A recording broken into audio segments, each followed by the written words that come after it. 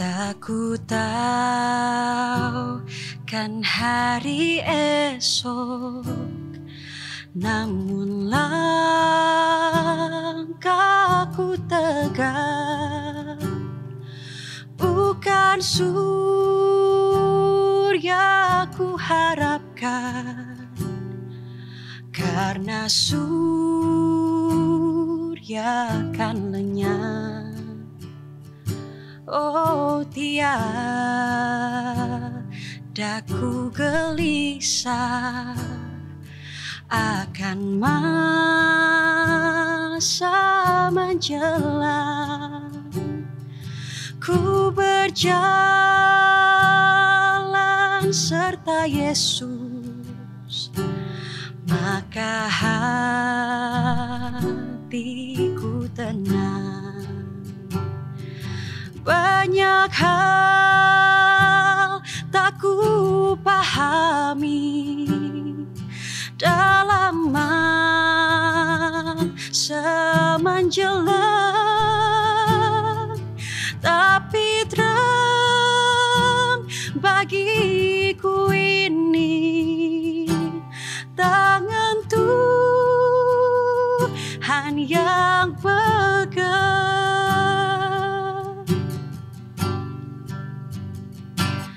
Tak ku tahu kan hari esok, mungkin langit kan gelap, tapi Dia yang berkasihan melindungiku tetap. Meski susah perjalanan, gelombang dunia menderu, dipimpinnya ku bertahan sampai akhir langkahku. Banyak hal tak ku pahami dalam masa menjelang, tapi terang bagiku ini tangan Tuhan yang pegang, tapi terang bagiku ini tangan Tuhan yang pegang, tangan Tuhan yang pegang.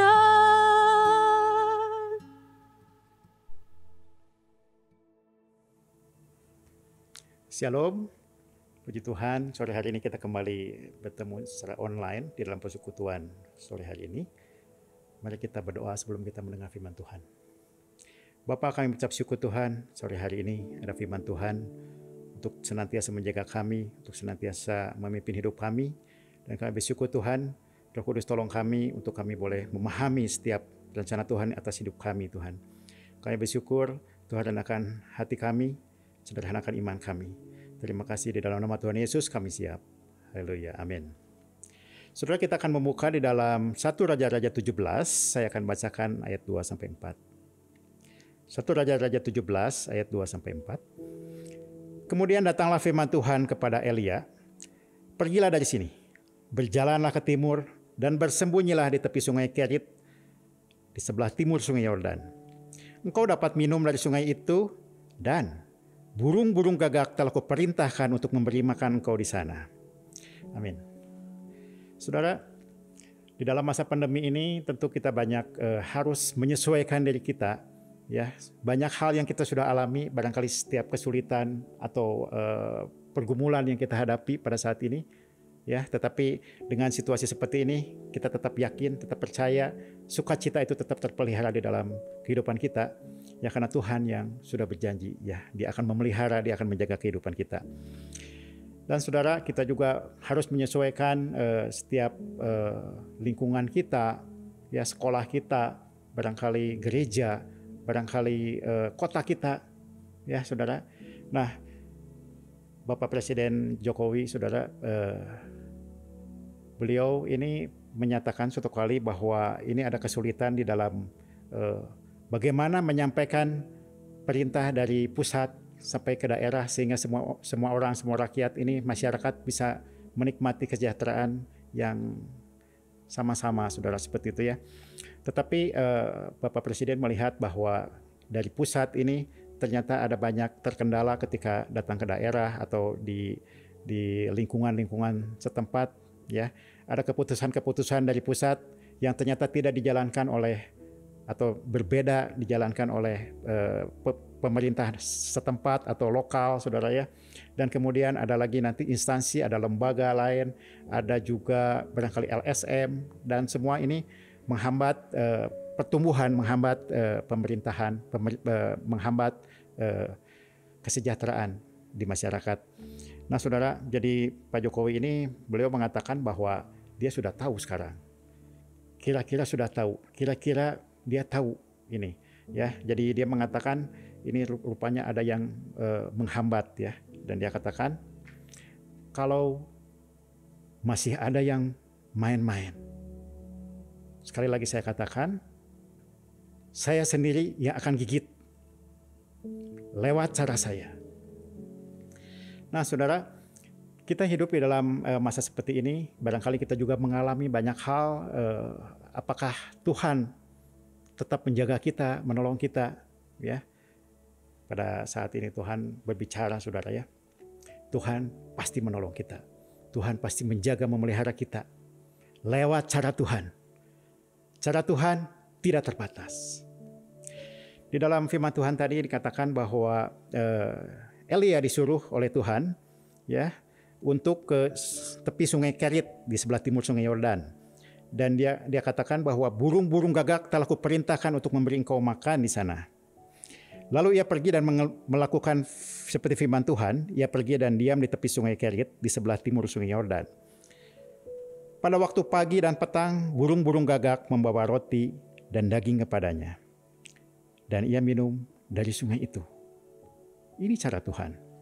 Ya, Tuhan perintahkan burung gagak untuk memberi makan. Nah barangkali saudara, pada saat yang seperti ini, ketika pertama kali pandemi ini melanda, saudara ya, ini barangkali kita minta pertolongan, kita mencari jalan ke sana ke sini dan lain sebagainya, Tuhan, saudara, dan Tuhan memberikan kadang-kadang menolong kita melalui seseorang, melalui suatu situasi, ya kadang-kadang kita tergantung ke situ, ya. Tetapi kita bersyukur kalau kita mau menyadari, ya, bahwa Tuhan menolong kita, kita akan bersukacita. Nah saudara, kemudian di ayat yang ke-7, tetapi sesudah beberapa waktu sungai itu menjadi kering sebab hujan tiada turun di negeri itu. Ayat 8, maka datanglah firman Tuhan kepada Elia, bersiaplah, pergi ke Sarfat yang termasuk wilayah Sidon dan diamlah di sana. Ketahuilah, aku telah memerintahkan seorang janda untuk memberi engkau makan. Nah saudara, ada firman Tuhan lagi kepada Elia lagi, suruh pindah, saudara ya, suruh pindah ke Sarfat, dan di sana Tuhan sudah memerintahkan seorang janda untuk memeliharkan hidup Elia, seperti itu ya. Nah saudara, kemudian Elia pergi ke sana dan Elia berkata ya ketika ketemu dengan janda tersebut, tetapi perempuan itu menjawab, ayat 12, demi Tuhan Allahmu yang hidup, sesungguhnya tidak ada roti padaku sedikit pun kecuali segenggam tepung dalam tempayan dan sedikit minyak dalam buli-buli. Dan sekarang aku sedang mengumpulkan 2-3 potong kayu api. Kemudian aku pulang dan mengolahnya bagiku dan bagi anakku. Dan setelah kami memakannya, maka kami akan mati. Tetapi Elia berkata kepadanya, janganlah takut, pulanglah, buatlah seperti yang kau katakan. Tetapi buatlah lebih dahulu bagiku sepotong roti bundar kecil daripadanya dan bawalah kepadaku. Kemudian barulah kau buat bagimu dan bagi anakmu. Sebab beginilah firman Tuhan Allah Israel, tepung dalam tempayan itu tidak akan habis dan minyak dalam buli-buli itu pun tidak akan berkurang sampai pada waktu Tuhan memberi hujan ke atas muka bumi. Lalu pergilah perempuan itu dan berbuat seperti yang dikatakan Elia. Maka perempuan itu dan dia serta anak perempuan itu mendapat makan beberapa waktu lamanya. Tepung dalam tempayan itu tidak habis, dan minyak dalam buli-buli itu tidak berkurang, seperti firman Tuhan yang diucapkannya dengan perantaraan Elia. Kalau saat ini kita masih ada boleh bersama-sama, saudara ya, boleh tetap menghirup udara segar, bangun pagi-pagi, kita tetap mengucap syukur kepada Tuhan. Nah saudara, apakah kita merasakan, apakah kita melihat bahwa pertolongan Tuhan, penjagaan Tuhan, pemeliharaan Tuhan nyata di dalam kehidupan kita? Mungkin saudara bertanya-tanya atau berkata bahwa ini kan kepada Elia ini Tuhan berbicara kepada Elia. Tuhan berbicara kepada Elia. Kalau zaman sekarang kita bagaimana tahu bahwa Tuhan berbicara? Saudara, pada saat ini Tuhan berbicara tentu melalui firman Tuhan, melalui Alkitab. Jadi kalau kita membaca firman Tuhan setiap hari, kita ini akan terus terpelihara di dalam pembacaan firman Tuhan ini yang akan berbicara kepada kita. Barangkali tidak setiap hari kita mendapatkan Tuhan berbicara langsung kepada kita, ya, tetapi pada saat-saat tertentu saudara akan mengalami bahwa Tuhan berbicara kepada saudara ketika saudara membaca firman Tuhan.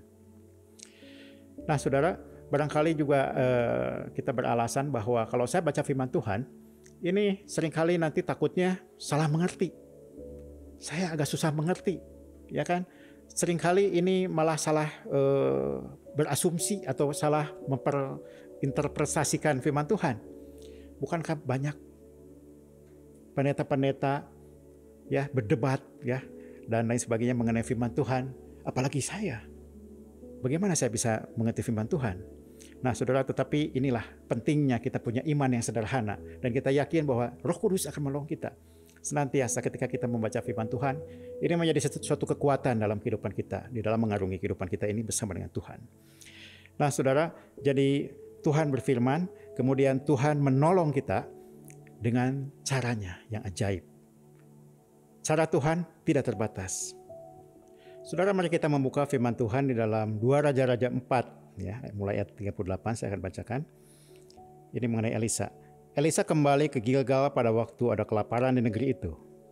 Dan ketika pada suatu kali rombongan nabi duduk di depannya, berkatalah ia kepada bujangnya, "Taruhlah kuali yang paling besar di atas api dan masaklah sesuatu makanan bagi rombongan nabi itu."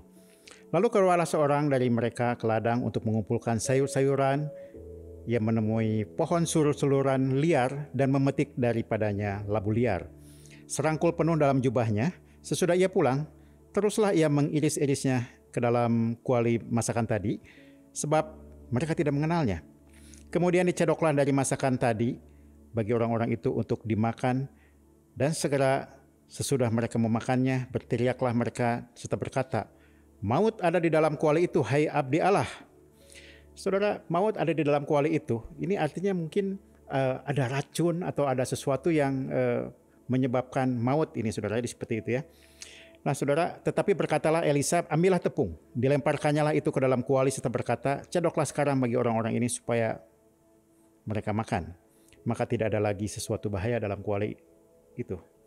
Saudara, dalam kehidupan kita seringkali ketika kita makan sembarangan ya dimanapun, kita tidak mengetahui bahwa barangkali satu makanan lain ini menyebabkan racun dan sebagainya, seperti sering kita dengar itu di WA itu. Kalau kita sudah makan mie misalnya begitu, jangan makan coklat katanya karena itu akan menyebabkan penyakit. Dan kalau misalnya makan seafood, jangan minum vitamin C ya, tetapi seringkali kita makan seafood, kita pesan lagi air jeruk ya saudara, dan kita ini tidak sadar, memang kita belum tahu secara pasti apakah itu memang betul menyebabkan keracunan dan sebagainya, tetapi kita harus tahu saudara bahwa banyak hal dalam kehidupan kita ini ceroboh, tetapi Tuhan menjaga kita saudara ya. Dan kalau sampai saat ini kita masih sehat, sampai detik ini kita masih menikmati makanan dan sebagainya, saudara, ini sungguh pemeliharaan Tuhan, pertolongan Tuhan, cara Tuhan. Saudara, kalau tadi di dalam peristiwa Elia dengan janda di Sarfat, saudara, itu ada sedikit tepung, kemudian ini tidak habis-habis, bisa menyambung hidup mereka, saudara, tidak habis-habisnya. Kita baca di dalam 2 Raja-Raja 4 selanjutnya ayat 42. Di sini judulnya memberi makan 100 orang, saudara ya. Jadi dikatakan di sini mereka itu disuruh memberi makan 100 orang. Ayat 43 dikatakan, bagaimanakah aku dapat menghidangkan ini di depan 100 orang? Jawab Elisa ya, berikanlah kepada orang-orang itu supaya mereka makan, sebab beginilah firman Tuhan, orang akan makan, bahkan akan ada sisanya. Lalu dihidangkannya lah di depan mereka, maka makanlah mereka dan ada sisanya sesuai dengan firman Tuhan. Saudara, pada zaman Elisa sudah ada, saudara ya, makanan yang mungkin cuma untuk 20 orang tetapi hidangkan untuk 100 orang dan mereka makan, bahkan ada sisanya. Ya, kita ingat Tuhan kita tidak berubah, saudara. Tuhan Yesus, dia memberi makan, ada yang 4.000 orang, ada yang 5.000 orang. Memberi makan 5.000 orang. Nah, saudara, dikatakan bahwa di dalam Yohanes 6 ayat 11, lalu Yesus mengambil roti itu, mengucap syukur dan membagi-bagikannya kepada mereka yang duduk di situ. Demikianlah juga dibuatnya dengan ikan-ikan itu sebanyak yang mereka kehendaki. Tuhan Yesus memberi makan 5.000 orang. Ya. Ini luar biasa sekali. Apa yang ada pada kita mungkin sangat terbatas, ya. Tetapi ketika kita mengucap syukur, ketika kita serahkan pada Tuhan, saudara, semua itu akan cukup, bahkan ada sisa. Luar biasa, saudara ya. Pada suatu kali saya melihat di dalam acara di televisi ada satu program di mana ada sekelompok anak muda, saudara. Ini di dalam masa pandemi, mereka ini mau membantu sesama, saudara, seperti itu ya. Kemudian anak-anak muda ini mereka memilih, ada seorang ibu yang di belakang rodanya itu berjualan di sana di satu tempat, saudara ya. Kemudian seorang pemudi ya dari kelompok ini, seorang pemudi, dia berpakaian compang-camping menyamar, ya, mendatangi ibu tersebut. Kemudian tetapi tidak bicara, duduk di sekitar tempat roda ibu ini berjualan, saudara ya. Kemudian tidak lama kemudian ini tidak ada pembicaraan. Kemudian pemudi ini berbicara kepada ibu itu, ibu, katanya saya lapar, tetapi saya tidak punya uang, katanya, buat beli makanan. Ibu ini juga tidak menjawab, tidak apa, saudara ya. Tetapi kemudian dia mengambil ubi, dia jualan ubi, saudara ya, jualan ubi. Kemudian dia kasihkan kepada pemudi ini. Kemudian pemudi ini berkata, terima kasih ibu begitu baik gitu ya. Dan kemudian ibu ini juga mengambilkan teh panas, saudara ya, untuk dikasihkan kepada pemudi ini, saudara ya. Nah, saudara, kemudian nggak lama kemudian seorang pemuda turun dari mobil, mereka mengawasi, mereka membuat film seperti itu. Turun, kemudian dia mendatangi ibu tersebut. Dia tanya, ibu, ini berapa harganya? Ibu ini menyebutkan suatu angka. Akhirnya pemuda ini mengatakan bahwa oke, ibu, saya mau ambil ya semua, katanya, saya mau ambil semua. Kemudian ibu ini cukup kaget juga, kok tiba-tiba ada yang mau beli semua seperti itu ya. Nah, kemudian setelah dia bayar, keluarin dulu duitnya seperti itu ya. Pemudinya kemudian bertanya ke ibu ini, ibu, bagaimana sekarang dalam masa seperti ini tuh jualan bisa laku berapa sehari? Ya, ibu ini tuh mengatakan bahwa dalam masa seperti ini, apalagi PSBB seperti itu, sangat turun sekali omsetnya begitu. Sehari-hari bisa 200-300 ribu barangkali dia berjualan, tetapi sekarang paling banyak 50 ribu, 60 ribu. Dan dia katakan bahwa ibu ini, dia untuk bayar kontrakan juga di Jakarta ini sekarang sangat kesulitan. Nah, saudara, kemudian pemuda ini dan pemudi ini kemudian dia mengatakan, ibu, ini ada sedikit berkat untuk ibu. Kemudian ibu ini sangat berterima kasih sekali. Saya berterima kasih sekali sampai sujud ini, terima kasih, katanya, Tuan dan Nyonya, seperti itu ya. Nah, saudara, kalau kita melihat ada satu kisah di dalam firman Tuhan, kisah mengenai Ruth, saudara ya, mengenai Ruth. Ruth ini dia adalah menantu daripada Naomi ya. Jadi Naomi itu bersama Elimelech suaminya itu pergi dari Israel ke Moab, karena Israel ini sedang kelaparan. Jadi pergi ke Moab, dan di Moab ini kemudian dia mengambil menantu, karena anaknya 2 laki-laki, mengambil menantu ini, salah satunya Ruth. Nah, saudara, tetapi kemudian keluarga Naomi ini ya, Elimelechnya meninggal, anak-anaknya juga 2 meninggal. Sehingga Naomi mau kembali ke Israel, saudara. Tetapi kemudian Ruth ini Dia bilang dia mau tetap ikut dengan Naomi. Dia mau memelihara Naomi, mau menjaga Naomi seperti itu. Naomi sendiri sudah bicara, saya sudah tidak punya apa-apa lagi katanya. Sudah nggak apa-apa, saya mau sendiri aja pulang. Tetapi Ruth dia mau ikut Naomi begitu ya. Di dalam Rut 2 ayat 2 dikatakan, maka Rut perempuan Moab itu berkata kepada Naomi, biarkanlah aku pergi ke ladang memungut bulir-bulir jelai di belakang orang yang murah hati itu, yang murah hati kepadaku. Dan sahut Naomi kepadanya, pergilah anakku. Pergilah ia lalu sampai ke ladang dan memungut jelai di belakang penyabit-penyabit. Kebetulan ia berada di tanah milik Boas yang berasal dari kaum Elimelek. Lalu datanglah Boas dari Bethlehem, ia berkata kepada penyabit-penyabit itu, Tuhan kiranya menyertai kamu. Jawab mereka, Tuhan kiranya memberkati Tuhan. Lalu kata Boas kepada bujangnya yang mengawasi penyabit-penyabit itu, dari manakah perempuan itu? Ya, Ruth itu ya. Bujang yang mengawasi penyabit-penyabit itu berkata, dia adalah seorang perempuan Moab. Ia pulang bersama-sama dengan Naomi dari daerah Moab. Tadi ia berkata, izinkanlah aku memungut dan mengumpulkan jelai dari antara berkas-berkas jelai ini di belakang penyabit-penyabit. Begitulah ia datang dan terus sibuk dari pagi sampai sekarang. Dan seketika pun ia tidak berhenti. Sesudah itu berkatalah Boas kepada Rut, dengarlah dahulu anakku, tidak usah engkau pergi memungut jelai ke ladang lain, dan tidak usah juga engkau pergi dari sini, tetapi tetaplah dekat pengajak-pengajakku perempuan.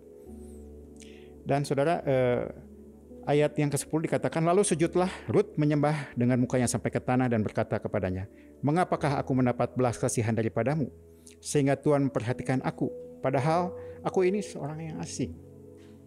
Seperti ibu pedagang ubi tadi mengatakan, siapakah saya? Siapakah Anda? Mengapa begitu baik terhadap saya? Saudara, seringkali kalau kita merenungkan firman Tuhan, kita seringkali berkata, Tuhan siapakah aku ini? Kok Tuhan begitu baik terhadap saya? Nah saudara,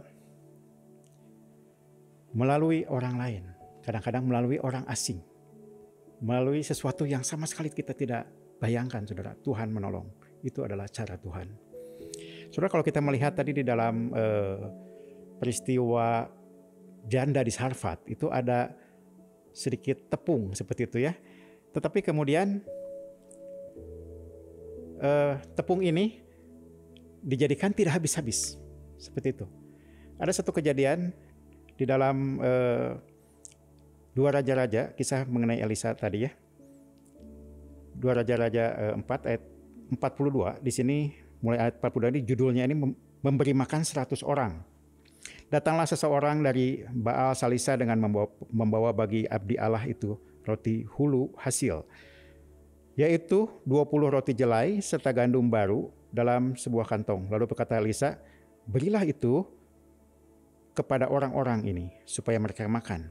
Tetapi pelayannya itu berkata, bagaimanakah aku dapat menghidangkan ini di depan 100 orang? Jawabnya, berikanlah kepada orang-orang itu supaya mereka makan, sebab begini firman Tuhan, orang akan makan, bahkan akan ada sisanya. Lalu dihidangkannya lah di depan mereka, maka makanlah mereka dan ada sisanya, sesuai dengan firman Tuhan. Nah saudara, rupanya di masa perjanjian lama ini juga ada memberi makan 100 orang. Padahal makannya nggak cukup. Dikatakan di sini mungkin untuk 20 orang, tetapi di situ ada 100 orang dan firman Tuhan berkata bahwa akan ada sisanya. Kita ingat Tuhan Yesus memberi makan 4.000 orang, memberi makan 5.000 orang. Ya, itu adalah cara Tuhan. Dan kita tidak mengerti bagaimana, tetapi pasti terjadi.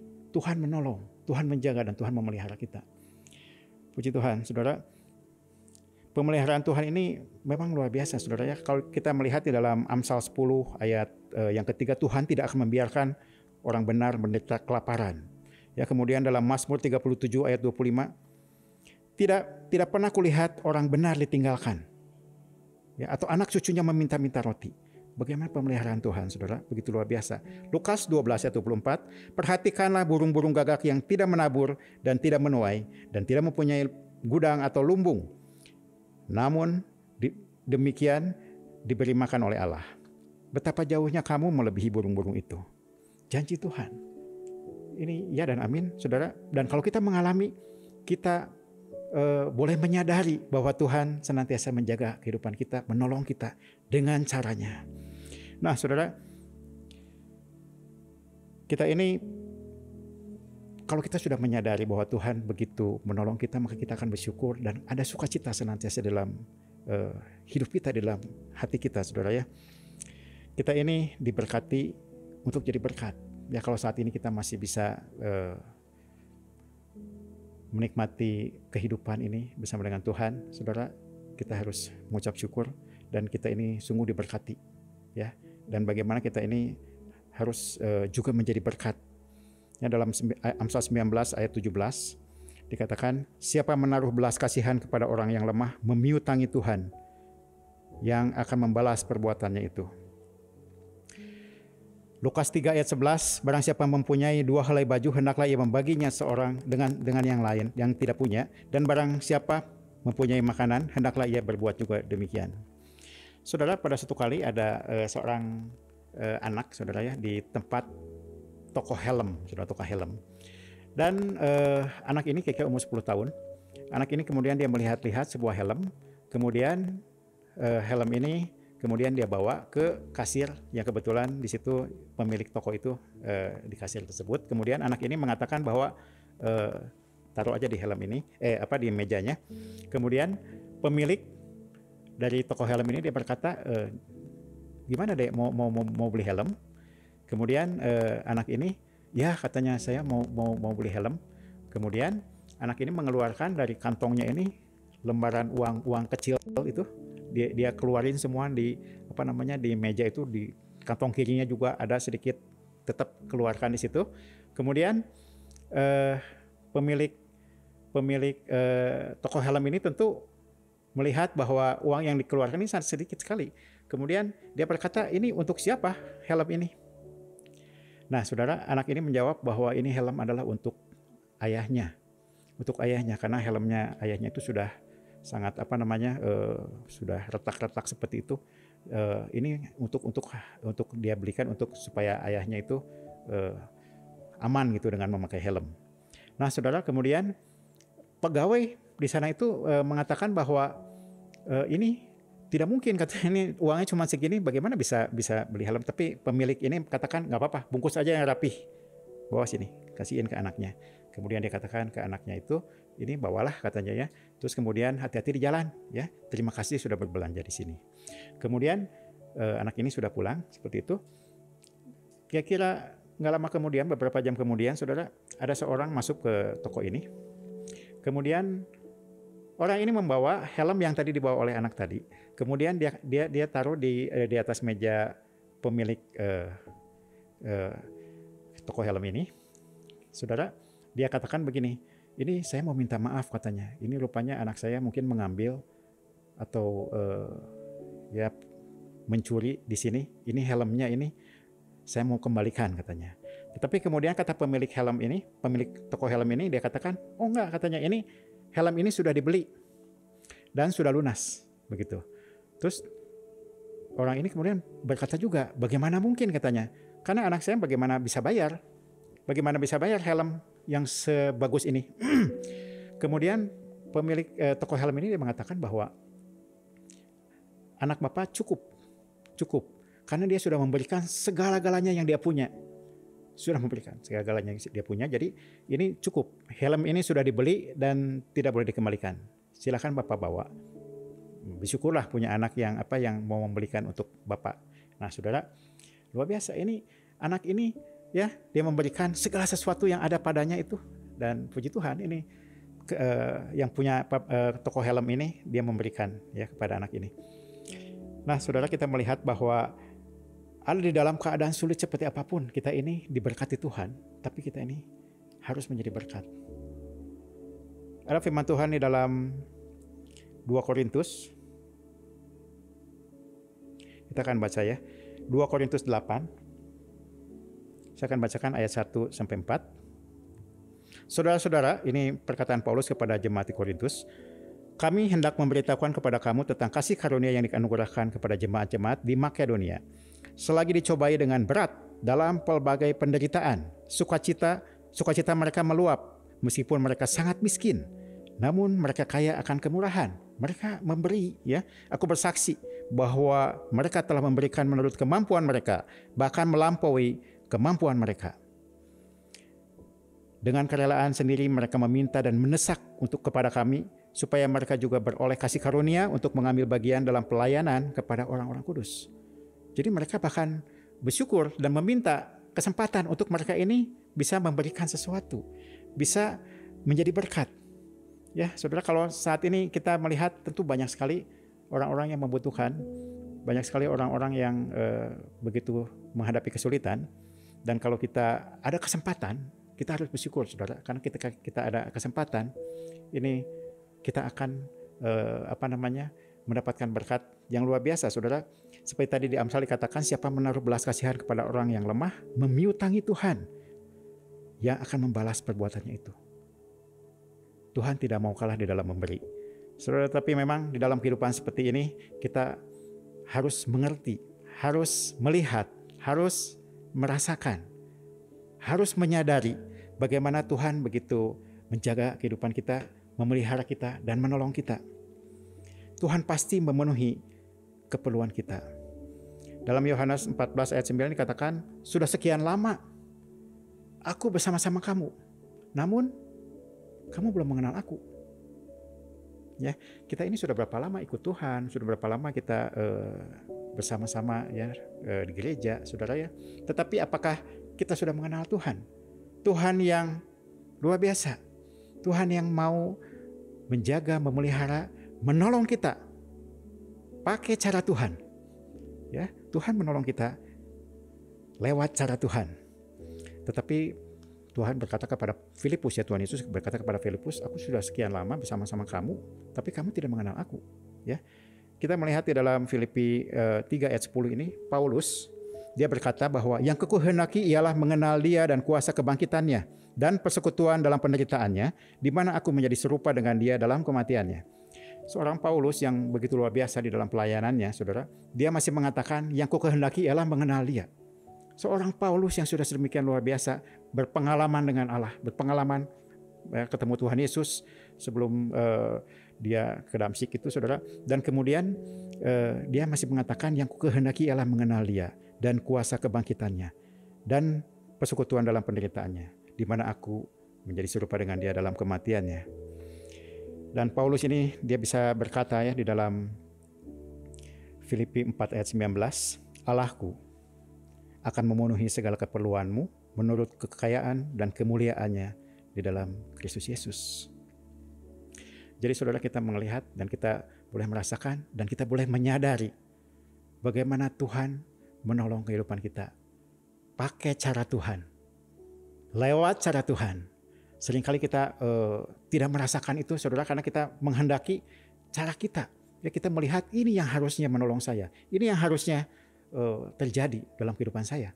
Ya, tetapi Tuhan berkata lewat cara Tuhan yang tidak terbatas. Dan kita akan mengucap syukur senantiasa, dan kita akan bersukacita di dalam Dia. Bagaimana Dia tidak pernah meninggalkan kita, Dia tidak pernah membiarkan kita. Ya, dan Dia ada untuk kita sampai kita bertemu dengan Dia. Amin. Mari kita berdoa. Bapa, kami ucap syukur Tuhan, sore hari ini firman Tuhan mengingatkan kami supaya kami boleh melihat, boleh merasakan, boleh menyadari bahwa Tuhan senantiasa berada di sekitar kami, berada di dalam kami, dan Tuhan yang selalu memimpin kehidupan kami.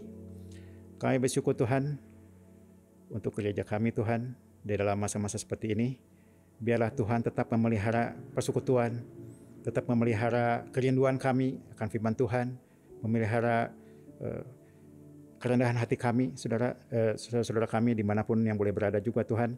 Biarlah mereka semua boleh menerima berkat-berkat Tuhan senantiasa, terpelihara kehidupannya Tuhan. Dan kami bersyukur sore hari ini Tuhan, kami juga berdoa untuk bangsa dan negara kami Tuhan. Tuhan yang memimpin dari Presiden, Menteri, semua dari DPR, MPR, seluruh jajarannya Tuhan, dan Tuhan juga memimpin pemerintahan-pemerintahan yang dekat dengan kami.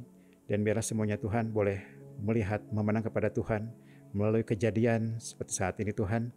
Biarlah sungguh-sungguh kami boleh semakin melihat, semakin menyadari bahwa hidup kami ada sungguh-sungguh harus di dalam pimpinan Tuhan. Terima kasih Bapa, kami menyerahkan setiap diri kami masing-masing tetap di dalam pemeliharaan Tuhan, dan Tuhan yang menjagai kami semua. dan kami boleh semakin menyadari, semakin bersukacita, semakin bersyukur Tuhan yang memimpin hidup kami. Terima kasih Bapa, di dalam nama Tuhan Yesus kami berdoa. Haleluya. Amin.